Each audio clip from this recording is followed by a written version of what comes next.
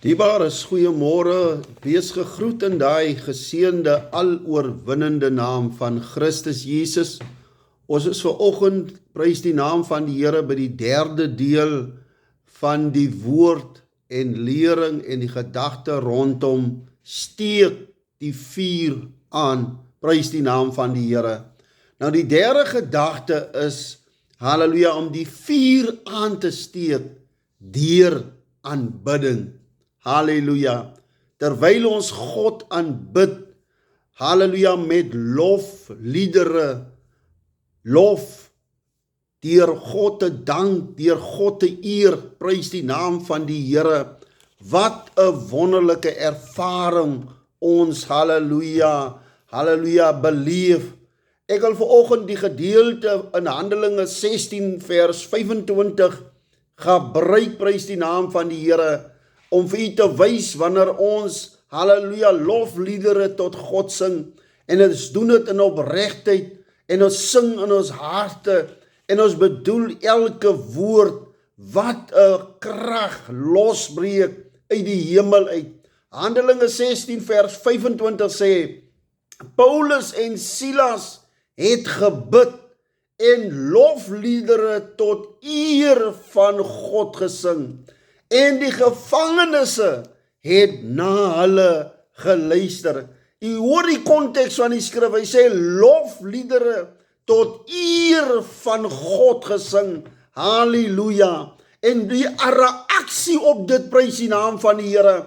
Hy sê, en skielik kom daar 'n groot aardbewing, sodat die fondamente van die gevangenes geskit het.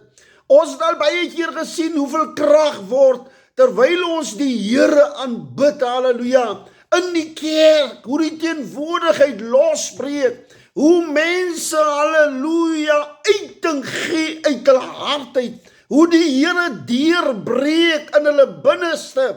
Dis die ervaring van God se vuur. Die plek was geskit, halleluja. Die Bybel sê, en onmiddellik het al die deure oopgegaan, halleluja.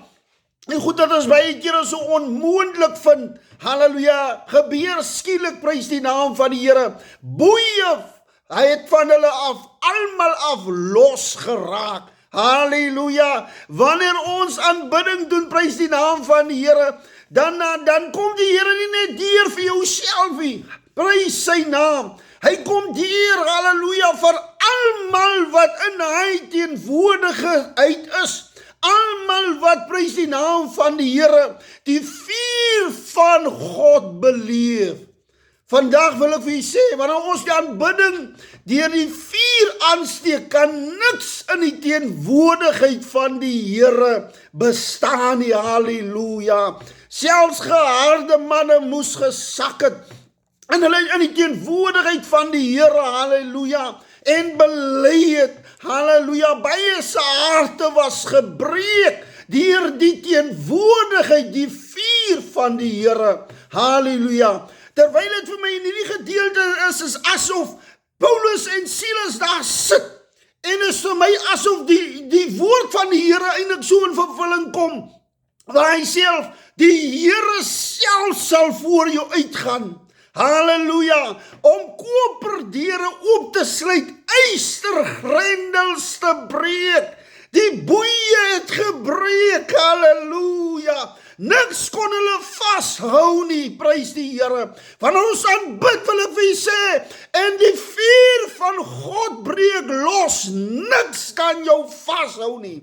Iemand het nodig om die vuur van aanbidding, halleluja, aan te steek, sodat die Here jou kan vat na die volgende vlak. Mense rondom jou sal getuig, dat die vuur van God, halleluja, het losgebreek.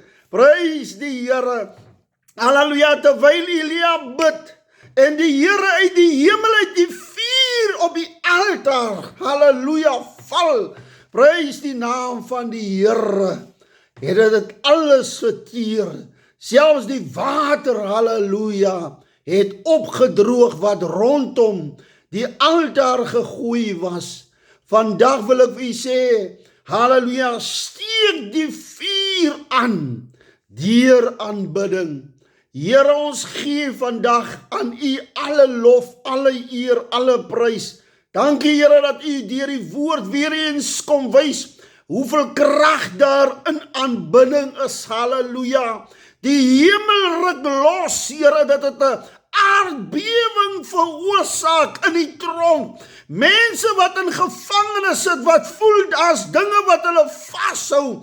Mense wat voel daar kom die deurbrake, sal die krag van U ervaar, wanneer U losbreek in die volheid van U krag. In Jesus se naam, seën ons nou, in die naam van die Vader, die Seun en die Heilige Gees. Amen.